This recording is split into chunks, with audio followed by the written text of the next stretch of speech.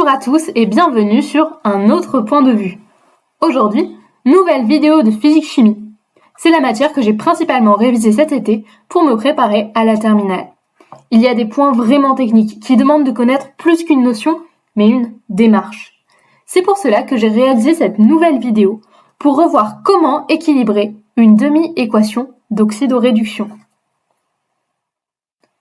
Tout d'abord, point de rappel. Un oxydant est une espèce chimique capable de capter un ou plusieurs électrons. Un réducteur est une espèce chimique capable de céder un ou plusieurs électrons, à l'inverse. J'utilisais pour retenir cela un moyen mémotechnique. Je ne sais pas s'il est scientifiquement valable ou même très approprié, mais je me disais que le réducteur se réduit, donc il perd des électrons. Voilà, c'était mon petit moyen mémotechnique. Ces espèces peuvent être conjuguées, formant un couple oxydant-réducteur. Elles sont alors reliées par une demi-équation d'oxydoréduction. C'est ce que vous voyez sur ce schéma. Parfois dans les exercices, cette demi-équation serait désignée comme demi-équation redox. N représente le nombre d'électrons échangés. E-, E chargé négativement, représente électrons. De l'oxydant au réducteur, on a une réduction, et du réducteur à l'oxydant, on a une oxydation. Une réaction d'oxydoréduction respecte toujours la conservation des éléments chimiques et des charges électriques. Excusez-moi, oxydoréduction peut aussi s'écrire en un seul mot, mais ici en l'occurrence, j'avais mis un tiret. Désolée. Alors, premier exemple, hyper simple. I2, donc du diode, sous forme aqueuse, et I-. Alors, déjà, on garde toujours les petites lettres entre parenthèses. Elles indiquent l'état de l'espèce chimique. Aqueux pour AQ, gazeux pour G, il y en a plein. Ensuite, on se rappelle notre premier schéma et notre petite phrase apprise par cœur. Je vous conseille vraiment de l'apprendre. Ce couple est un couple oxydant-réducteur. Déjà, rien qu'avec ça, vous savez quel oxydant, quel réducteur. L'oxydant est la première espèce chimique, I2. Le réducteur est la seconde espèce chimique, I-. On va les désigner comme ça, ce sera plus simple. On remplace donc les ox et red sur notre schéma par l'oxydant et le réducteur. Cela donne I2 sous forme aqueuse. Comme j'ai dit, on garde les petites lettres qui indiquent l'état de l'espèce chimique, plus Ne- égale I- sous forme aqueuse. Maintenant, ce qu'on cherche à avoir, c'est quelque chose d'équilibré, que ce soit dans les espèces chimiques et dans les charges électriques. Première chose, les espèces chimiques, parce que là, c'est vraiment hyper simple. On a I2, donc du diode, composé de 2 atomes d'iode, et I-, donc un seul atome là. Donc pour qu'il y en ait 2 de chaque côté, on ajoute un 2 au côté droit. Ça donne I2 sous forme aqueuse plus Ne- égale 2I- sous forme aqueuse également. Maintenant, on cherche à équilibrer la charge électrique. Sur le côté gauche, on n'en a pas du tout. Mais sur le côté droit, on en a 2, du coup, vu qu'on a 2 atomes d'iode chargés négativement. Alors, comment est-ce qu'on peut arriver à avoir une charge négative du coup de -2 de chaque côté? Eh bien, on va rajouter des électrons. Alors là, moi, ce que je faisais, c'était un petit peu cette petite échelle. Donc, on voit que I2 il correspond à 0, alors que 2I- correspond à -2. Maintenant, pour obtenir -2 de l'autre côté, je dois faire 2 petits bonds vers l'arrière pour obtenir -2. Moi, je me repérais vraiment avec des échelles, mais c'est aussi parce que je suis très visuelle. Du point de vue de calcul, 0 - 2 égale -2, donc vous devez mettre 2 électrons. Voilà, c'est aussi simple que ça. On peut aussi le faire par le calcul. Personnellement, j'étais très visuelle, donc peut-être que ça vous aidera de faire des petites échelles comme ça, ou alors peut-être que vous n'y comprendrez rien du tout. En tout cas, c'est un autre point de vue, exactement comme l'indique le nom de la chaîne. On peut donc compléter I2 sous forme aqueuse plus 2 électrons égale 2I- sous forme aqueuse. on a équilibré notre demi-équation d'oxydoréduction. Maintenant, l'exemple plus compliqué, l'exemple qui va véritablement nous occuper pendant cette vidéo, c'est Cr2O7 2- sous forme aqueuse, Cr3+ sous forme aqueuse. Voilà, alors là c'est un petit peu plus compliqué et donc on va vraiment respecter un protocole. Donc, c'est un couple oxydant-réducteur, donc on sait que l'oxydant est Cr2O7 2- et que le réducteur est Cr3+. La première étape va consister à écrire les formules des deux espèces conjuguées de part et d'autre d'un signe égal. Ainsi, on n'oublie pas deux choses. Déjà que c'est pas une flèche, c'est vraiment un signe égal, et ça c'est important. C'est une erreur qui m'est déjà arrivé de faire. Alors c'était sur un TP de découvert, donc ça n'était pas un gros coefficient, et ça m'a fait perdre que 0,5 points, mais c'est quand même une erreur bête, et donc vraiment importante. C'est aussi l'étape où on remet bien la forme aqueuse de chaque côté, et comme ça on est sûr de ne pas l'oublier pour le reste de la méthode. Voilà, c'est un peu quelque chose de rédaction, et personnellement je vous invite vraiment à la faire pour être sûr de ne pas faire d'erreur d'inattention. Maintenant, la deuxième étape consiste à vérifier ou assurer la conservation des éléments chimiques autres que l'hydrogène et l'oxygène. Donc là, on a un atome d'oxygène, mais on a aussi une autre espèce chimique, le chrome. C'est l'élément chrome qu'on va devoir équilibrer. Alors, du côté gauche, désolé, j'appelle ça côté gauche, côté droit, voilà, je pense que ça vous simplifiera quand même la compréhension. Du côté gauche, on a 2 atomes de chrome, et du côté droit, un atome de chrome.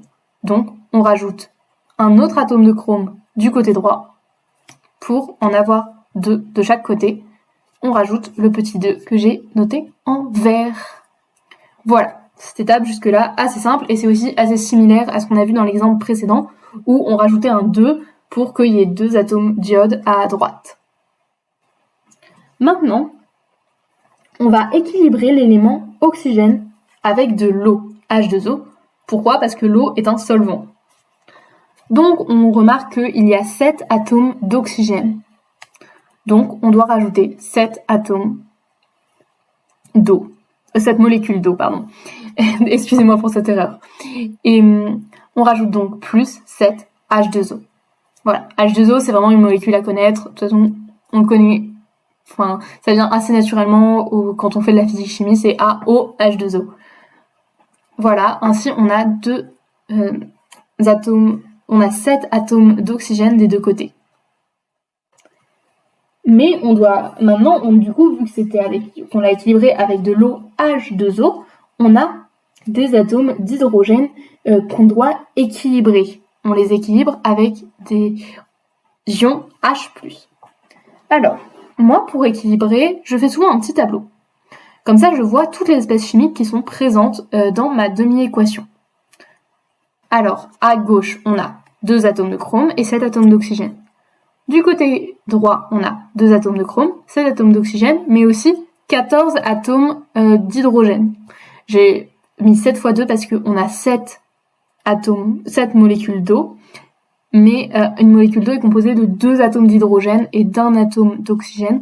Donc, on fait 7 fois 2, et du coup, 14 atomes d'hydrogène. Alors, c'est équilibré pour le chrome et l'oxygène. Jusque-là, c'est rassurant, vu que c'est ce qu'on a fait avant, mais pas pour l'hydrogène. On va donc rajouter du côté gauche, de l'autre côté en fait, de celui où se trouve l'eau, que ce soit le gauche ou le droit, ici en l'occurrence c'est le gauche, des ions H+, sous forme aqueuse. Alors là, j'ai pas noté qu'ils étaient sous forme aqueuse, j'aurais dû même, mais après, vu généralement les ions H+, on sait que c'est sous forme aqueuse. Donc, on en rajoute 14, puisqu'il y a 14 atomes d'hydrogène d'un côté, on rajoute 14 ions H+. Il faut que toujours que ce soit la même chose. On passe alors à la dernière étape, équilibrer la charge électrique avec des électrons E-. On reprend.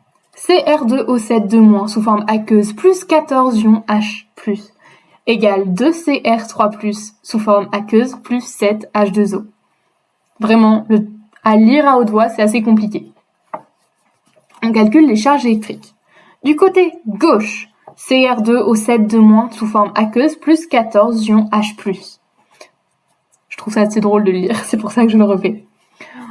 On a une charge électrique de moins pour Cr2 au 7 de moins, mais on a aussi 14 charges plus pour 14 H+. Donc, moins 2 plus 14 fois 1, ça fait 12. On a une charge de 12. Alors, vous ne pouvez pas écrire on a une charge de 12. Là, je vous donne vraiment ma méthode pour trouver. Vous, de toute façon, vous n'écrirez que la demi-équation finale. Vous n'allez pas écrire toutes ces étapes. Là, c'est vraiment quelque chose à faire au brouillon. Donc, on obtient 12. Et de l'autre côté, 2Cr3+, sous forme aqueuse plus 7H2O. Là, on a seulement 2 fois 3, parce que 2 atomes de chrome chargés 3+. On obtient 6. Alors, tout à l'heure, je vous avais fait avec la forme des pièces d'échelle, mais je me suis dit qu'ici, j'allais vous le faire différemment avec le calcul. En fait, là, ce qu'on va faire, c'est une petite, une petite opération à trous qu'on faisait quand on était petit, les petits calculs à trous. 12 moins 6 égale 6. On trouve 12 moins 6, c'est donc qu'il faut rajouter 6 charges négatives, 6 électrons. Donc, Cr2 au 7 de moins, sous forme aqueuse plus 14H+, plus 6 électrons, égale 2Cr3+, aqueux, plus 7H2O.